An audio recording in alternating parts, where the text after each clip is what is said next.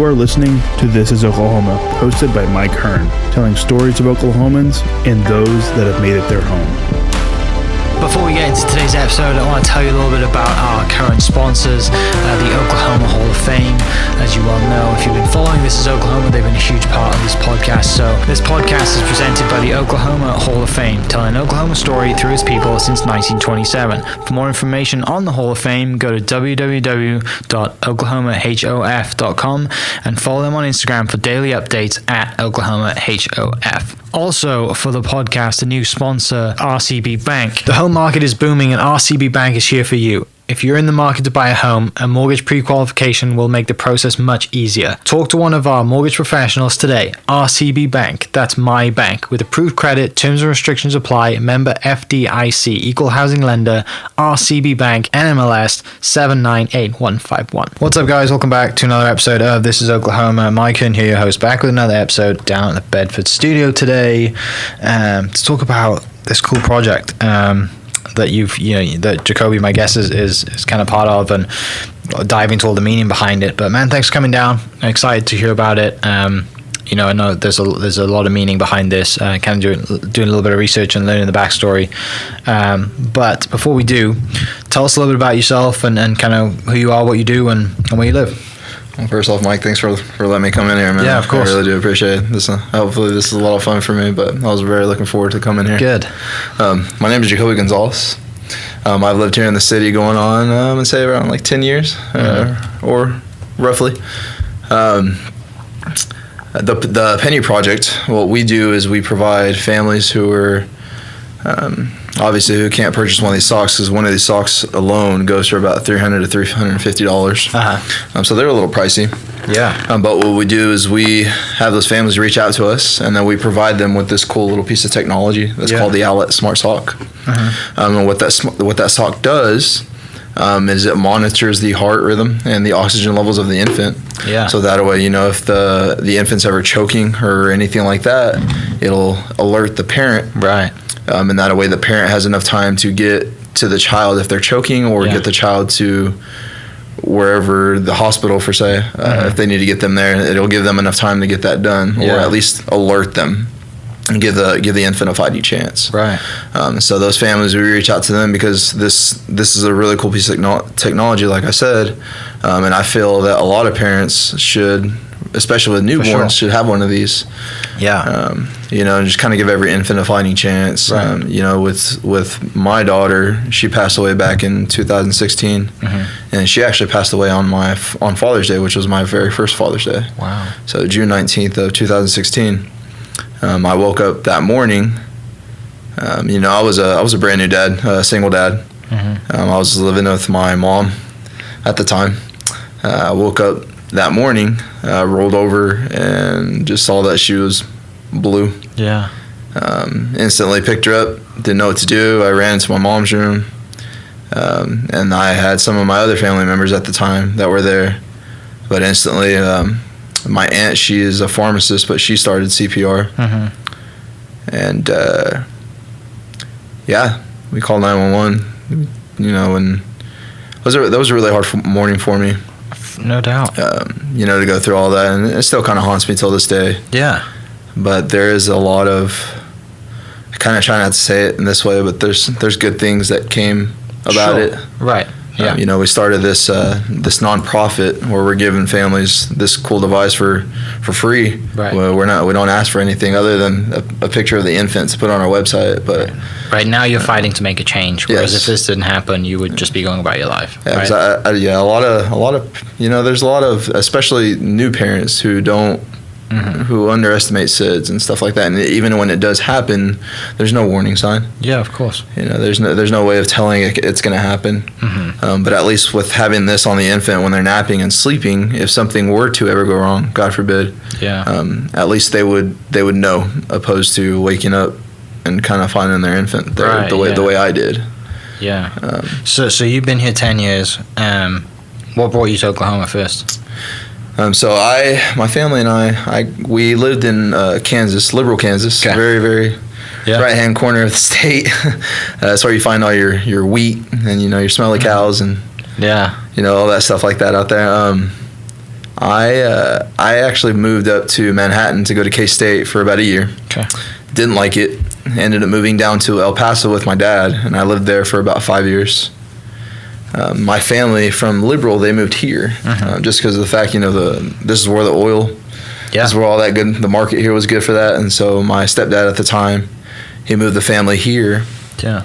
And so they lived here up on the north side in the Deer Creek area for a while. Well, actually, the whole time, this whole time they lived up there.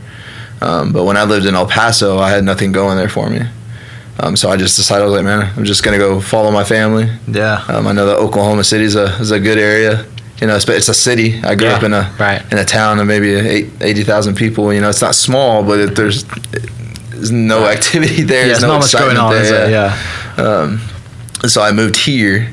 And as soon as I moved here, I instantly found a job, and that's when I started working for the Dental Depot as a dental assistant. And just from that time to now, I still work as a dental assistant, part-time dental assistant, but right now I'm trying to pursue dentistry, getting in that career field.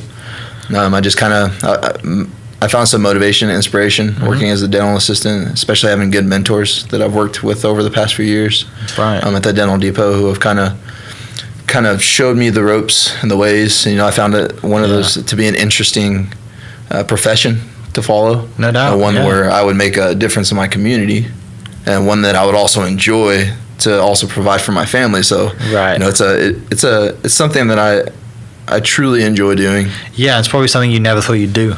Yeah, right? Yeah. like they say, growing up in a small town sounds like all field or agriculture work, and then you're like, a few years or 5, 6, whatever years later, you're like, I'm gonna go to dental school now, right? Like, I never saw myself when I was 18. I never saw myself being anywhere in the medical profession. Yeah, I always thought I was gonna be a rock star. I played drums at the time when I was 18. Okay. I toured in a little band that we practiced in our garage and stuff like that. So I always thought I was going to be a rock star, but here I am, doing really well in school, trying to pursue a really good career for myself, one that I'm actually proud of.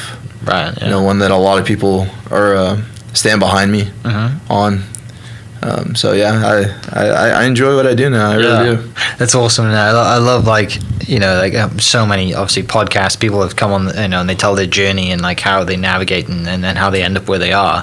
And you just you probably look back and how do you even get from working and growing up around family that's doing the agricultural oil field work, and then the dentist stuff comes out. It's just totally different business, and it's totally different.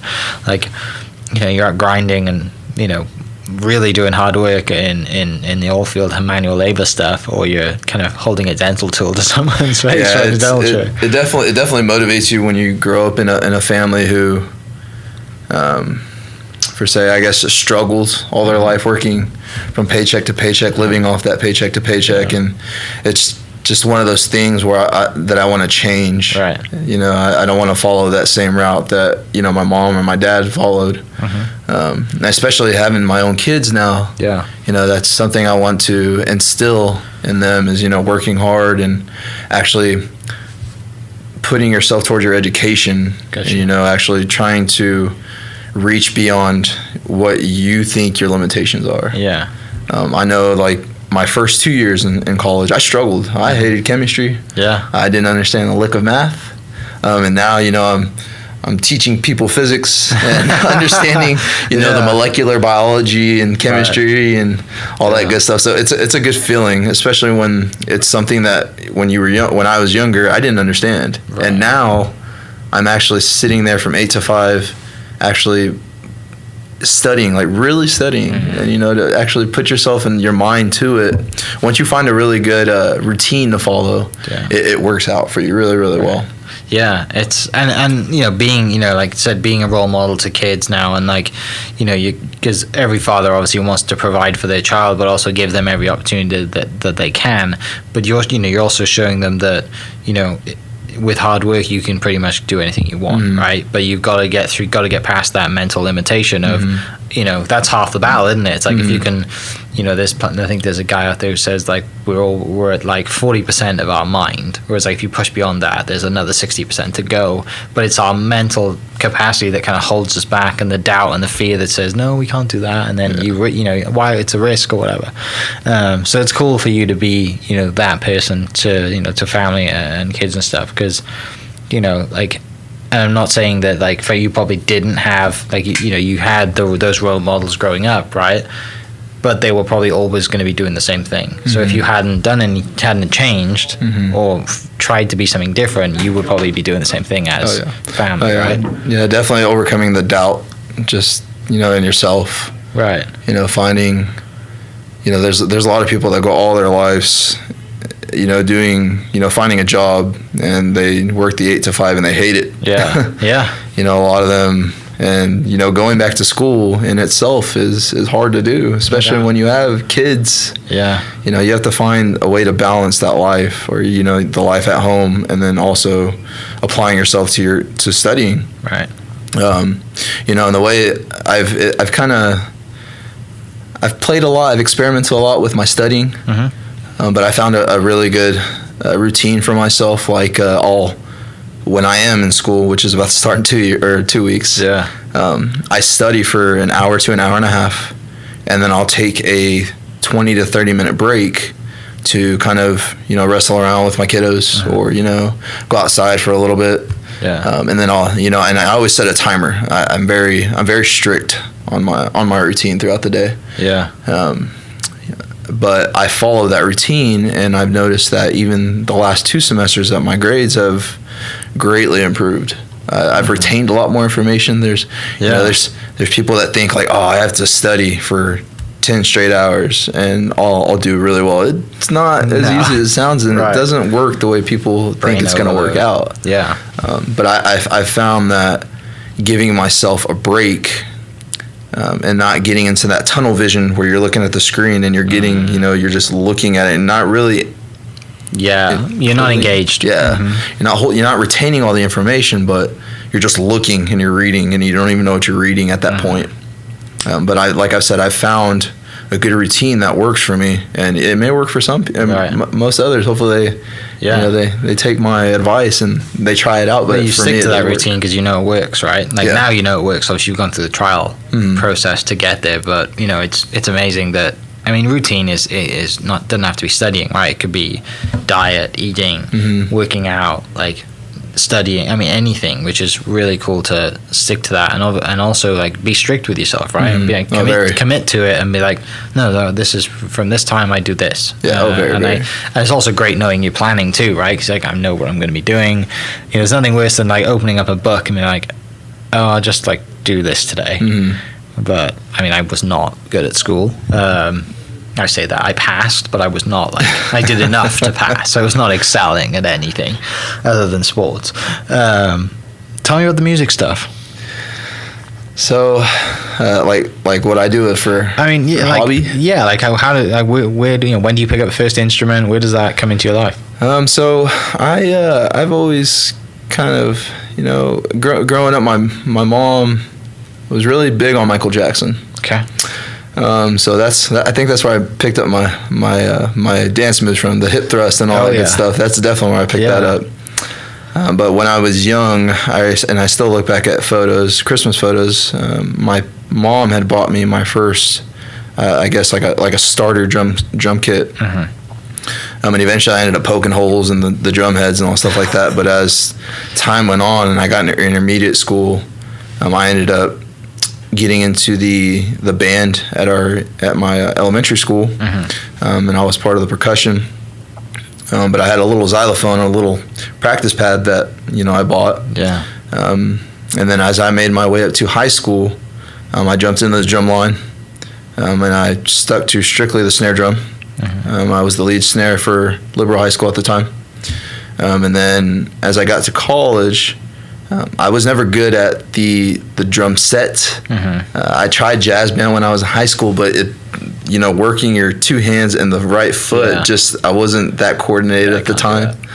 But as time progressed, I lived right across the street from my best friend, and I could always hear them jamming out. and they had a drum set in there. And just one day I kind of peeked my head through underneath the garage door. I was like, hey, can I come jam with you guys? And we started a little band from there, man. We started playing like in Kansas City and Wichita. We came down to Texas once or twice, but we were pretty punk rock. I've never been a punk rock guy, but it's the type of style that they were, and I just followed it because I wanted to be part of something. Right. Yeah. And we started getting to the point where we were writing our own songs, and we started recording in the studio. People started buying our little EP CDs, and stuff at the time.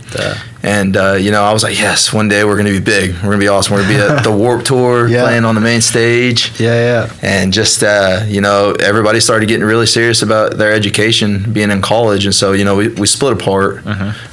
Caleb, Caleb, my best friend, he actually plays at a really big for a really big church out in Tennessee. And the other two guys, they just play it for just for hobby. Right. But like myself at home, I have an acoustic guitar and I just play it just for fun. Yeah.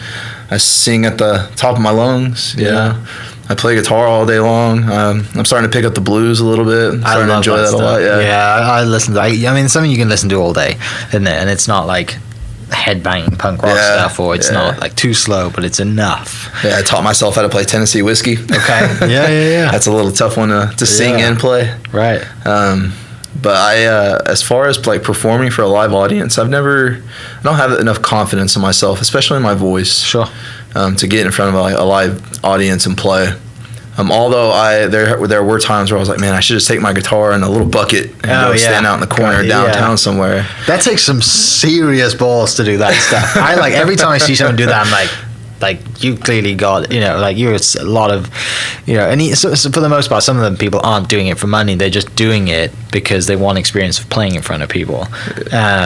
I couldn't do that. Yeah, I love music, man. I love all genres of music, especially now that in college, I listen to a lot of classical. Okay. So I'll turn on some classical music, Beethoven. Does that help you study? Yeah. Just to help me study. Yeah. Okay. And I believe it works. Yeah. When I'm in the gym, I listen to some hardcore headbanging stuff, man, just to get my blood flowing. Yeah. That's the beauty of music. There's literally something for everything. And then I'm a big Ed Sheeran fan.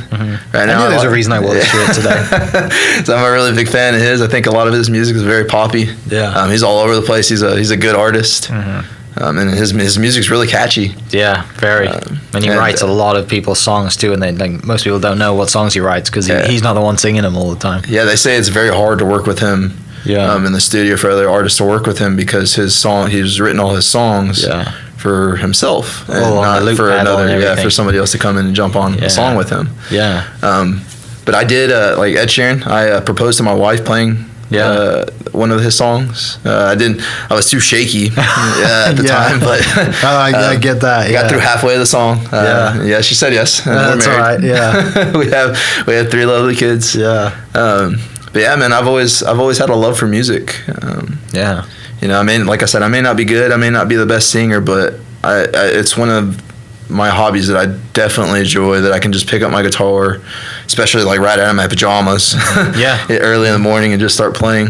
Well, it's gives you that release, doesn't it? Of that, it's for others, it's football or golf or playing piano or whatever it is, right? But it's good to have that you can take the guitar with you anywhere. You can take a ukulele with you anywhere too, just to kind of get away for a little bit, and kind of as long as it's tuned, I guess it's pretty good. It's a good way to express your emotions. Sure.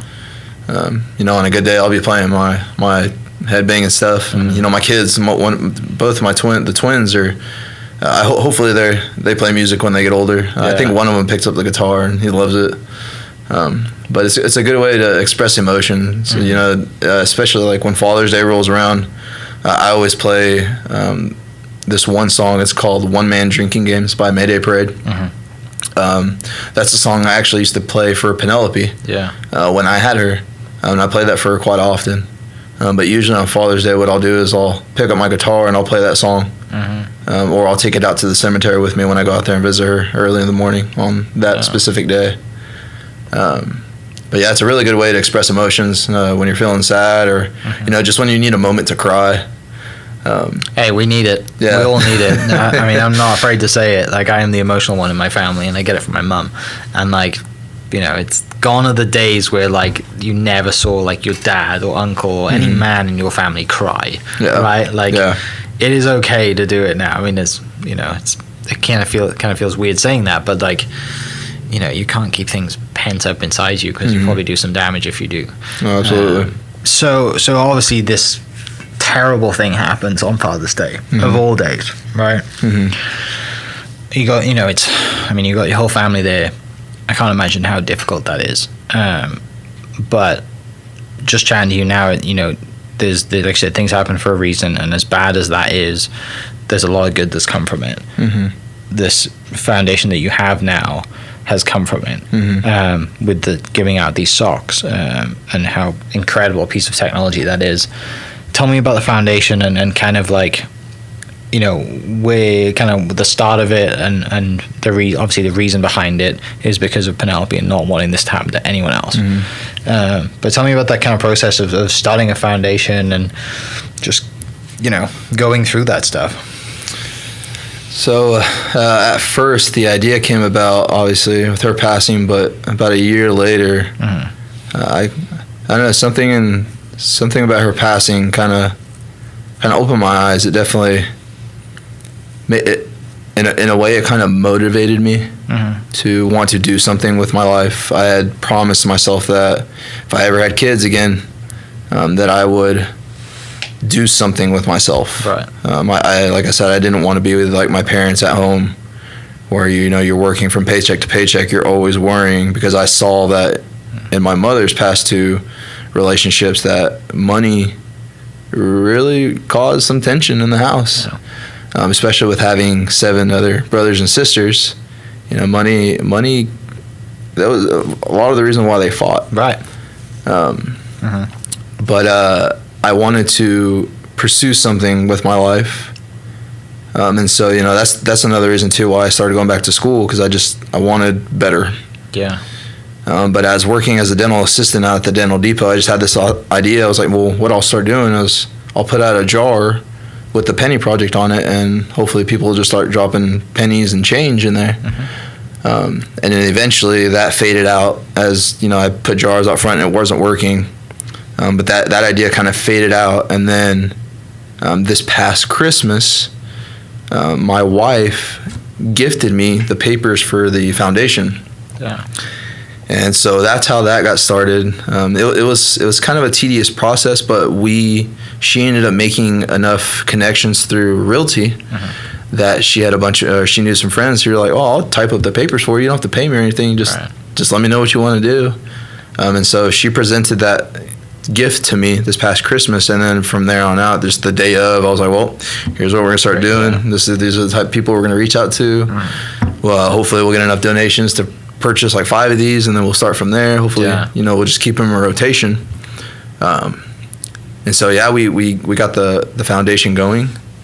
Now we're on baby number 17, family number 17, which I'm pretty proud of, because it's only been 6-7 months, and we've helped out that many people. Usually when people call us and they ask about this, like, well, we thought you were a pretty big corporation. Right. We are not. We are working. It's myself, my wife, and my brother working out of my house, just giving these away, just coming up with ideas of how to raise money. Raise awareness just in itself. Yeah. And so, we started. My brother, who's awesome, who's very tech savvy, he got the website going for us. He printed out these cool little bracelets that we give out, banners, all kinds of good stuff like that. And he actually has he puts a lot of it on his shoulders. He takes a lot of the work for us, but I don't know anything about computers the way he does. Yeah. Especially when it comes to like marketing. He's got his skill and he knows how to put it to use to help out. Yeah, for sure. Very, very. Yeah. But yeah, he does all that. Usually, so my wife and myself are just kind of the face and the voice. I like to reach out to everybody personally and kind of get a story and a background from them, opposed to just like, all right, apply through our website and we'll just send you one. You got to be face to face, build that relationship, and it's much better than just having a faceless connection via email or whatever. Yeah, because I don't want to give this to somebody and then turn around and just end up selling it. I want to know that I'm giving this away to a good family at that. Yeah. So with the foundation, we try not to be too picky about who we're giving one out to. I mean, obviously, if there's a family out there who's making, good money, who obviously can purchase one without having to worry about their next, water bill. Yeah. Obviously, we would very highly encourage them to go get one, but we usually try to reach out to families who don't have the opportunity to buy one. Right. Like I said, they're a little pricey, but yeah. How much are they? So just the sock itself is about $300. Yeah. In that price range. They also sell kind of an updated version of it that has also the camera, the monitor. That's a pretty cool one that goes for like $400, $450. Yeah. And then Owlet also makes a belly band while the mother's pregnant. She can wear it on her belly, and it kind of gives her little vitals and stuff like that. And so there's, as far as I know, those are the three. But the one that we give out is just the sock itself. So it has the sock that goes on the baby's foot just like a sock, and the monitor goes right on the base of the foot, on the bottom of the foot, and it gives you real-time vitals. And it goes directly to your phone. There's an app that you download, and it gives you the vitals right there. And then there's also a little base station that you can set in we set for the twins. We set ours in the living room. But that base station you set in your living room, and it's cordless charging. So you just put it on there at night, and it should charge. Well, it's kind of hard to get. I know, I couldn't open it. But yeah, so you have the little base station here. It shows on the picture. Gotcha. You set your sock on there at night and it charges.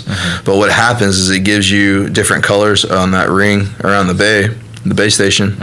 And if ours went off a couple times with one of our twins, but that was because he had Sandifer syndrome, so it's really bad acid reflux. Okay. And so he was hiccuping and burping, and that was kind of going off. But it gives off not a tornado siren kind of, but it's very loud. It's very alerting. I would hope so. It's very alerting. Yeah. So, but yeah, the first couple of times it went off, I kind of had that panic feeling that I did the morning of. Right. But it's there for a reason now. But yeah, it is there for a reason. And it clearly works, right? And it's no doubt this product has saved many, many lives. And I'm sure the families that are getting one from you is extremely grateful to have it. As far as obviously, this has only been going on for 6-7 months. What's it been like? I mean, are you throwing events now? Kind of how's the fundraising been, and what ideally, if there's anyone listening that would like to throw an event or raise money for it to help out, what's the best way to do all that stuff too? So we've had one event that our organization has put on, and that was actually this past weekend. We did a little mini putt-putt tournament. Yeah.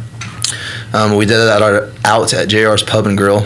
So they had the mini golf course along with a bar, and we put tents out there, canopies and stuff with we made a Klinko board.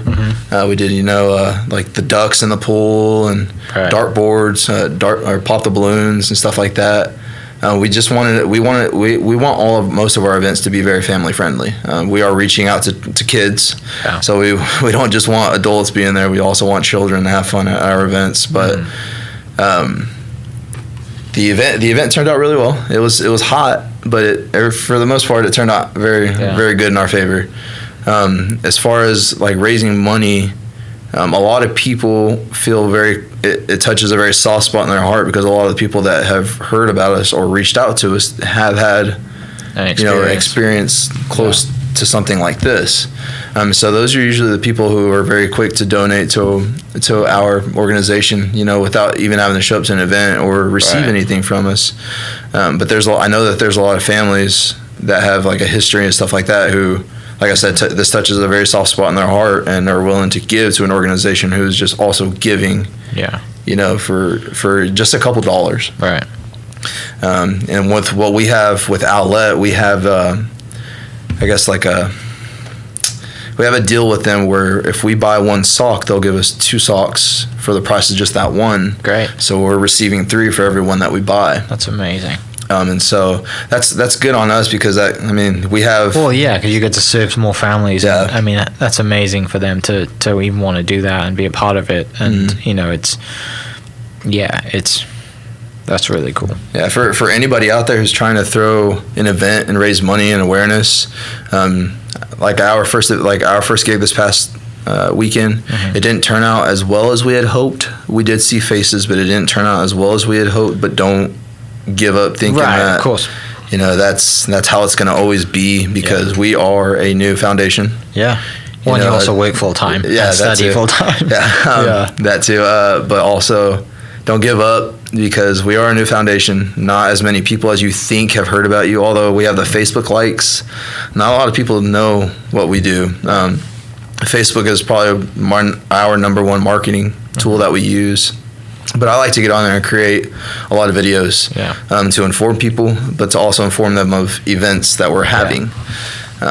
So really just getting your face out there, and just word of mouth is another big one. I met 4 people the other day at the postal office who overheard me talking to the clerk about our organization, and instantly I gave out 5 or 6 of these little pamphlets, and people are like, oh yeah, I've heard of these things, and I've got a daughter who's about to have a baby in 3 some months. I'm like, well, have her reach out to us, get on our website, fill out an application, and usually from there we determine whether they need one or not. Right. And like I said, we try not to be too picky about who we give one out to, because in my heart, if we could give one out to everybody, I would. Yeah. I try to. I don't want anybody to ever go through that dark place that I went through. You fall into that hole, and a lot of people don't ever come out of it. Yeah.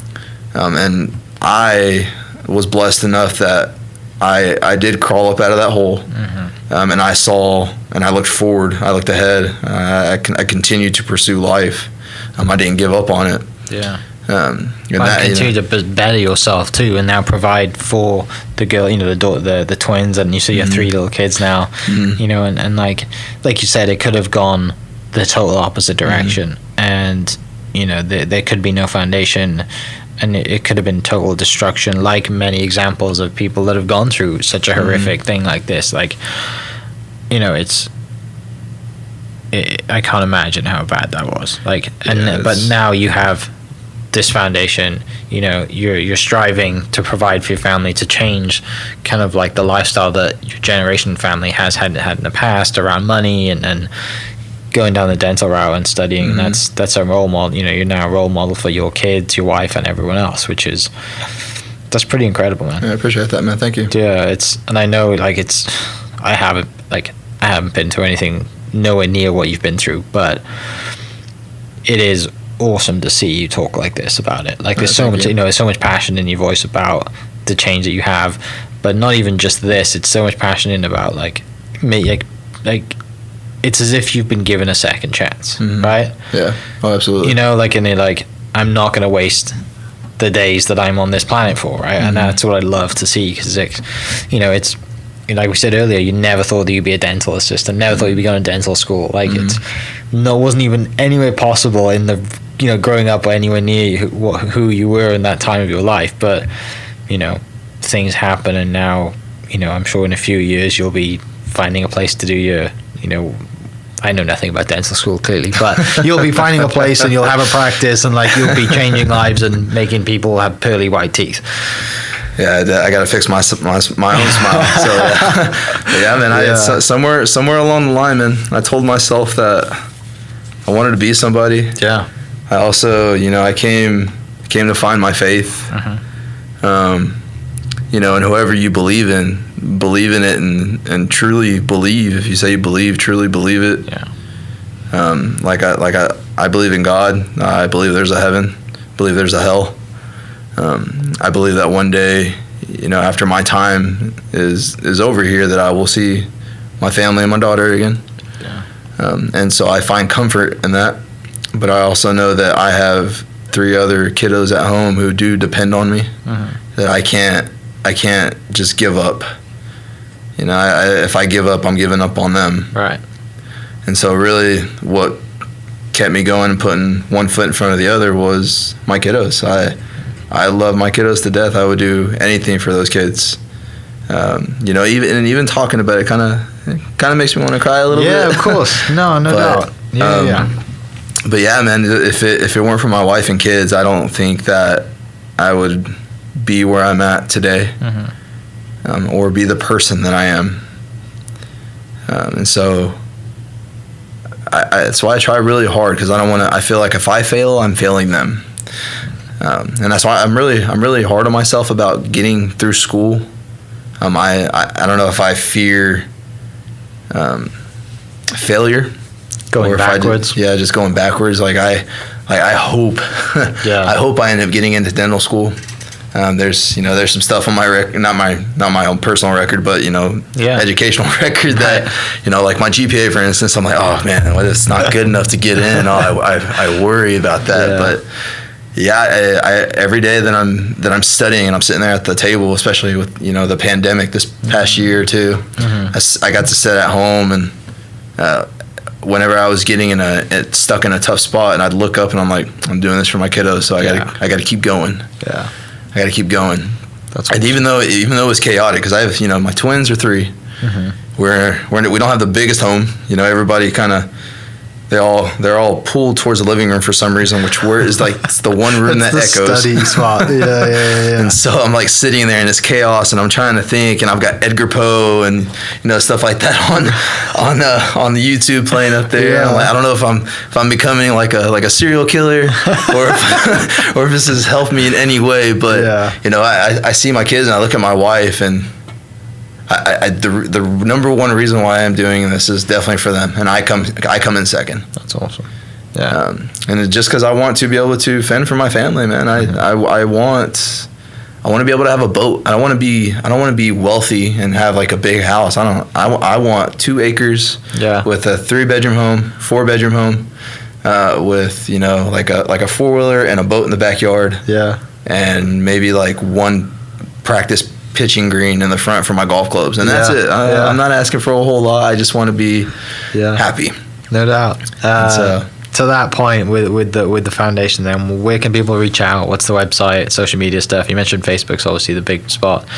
Where can everyone go to? So obviously, like you said, Facebook, the Penny Project. You can look us up on Facebook. If not, you can always go to our website. The website is thepennyproj.com. You can get on there, and there's an application that you can fill out towards the bottom of the page. You can fill it out for yourself, your infant, or you can fill it out for a family member or friend. It'll ask you that question when you get on there. You can fill that out for them. Just kind of put us in their direction. You just fill out that application, and then we take the reins from there. Like I said, I do all the reaching out to the families. Me or my wife, I like to get in touch with the families to really know why this would make a difference in their life. Obviously, a lot of parents say this will put ease to their mind, which hopefully it will. I can't say that this is a life-saving device, because it's not. It's just one that will alert you, monitor. It helps you. You still have to practice safe sleeping habits. You can't have the baby in your bed. Not a bunch of blankets. No sleeping giving them their own bottle. Which if your infant can hold its own bottle at that age, then touche. The props to them. But you still have to practice safe sleeping habits. But you can go to our Facebook. The website is right now is our number one. I respond within a few hours, if not at least a day or two. I'm very quick to respond to people. I don't like to leave people waiting, especially if they already have a baby at home. Right. Yeah. Something like that could occur the night of, and that's what I'm trying to keep families from having to go through. Is what I went through. And because that, for me, anytime I think about that, anytime I hear other families having to go through something like that, it takes me back. Yeah. I look back, I still feel that pain. It's something that you're going to carry with you for the rest of your life. Like, you can't get rid of that. Yeah, but I can definitely help other families from having to go through it. And that's cool. Me personally. That's what I want. I don't want somebody else having to go through that ache, that pain. That dark place. And having to figure out how to get out of it, because a lot of people don't. A lot of people turn to whatever their vice is. Whatever drinking, drugs. Other things like that. And fortunately for me, like I said, I had my family. That was there for me. And not only that, but there was an inner voice in myself that told myself to get up, crawl out.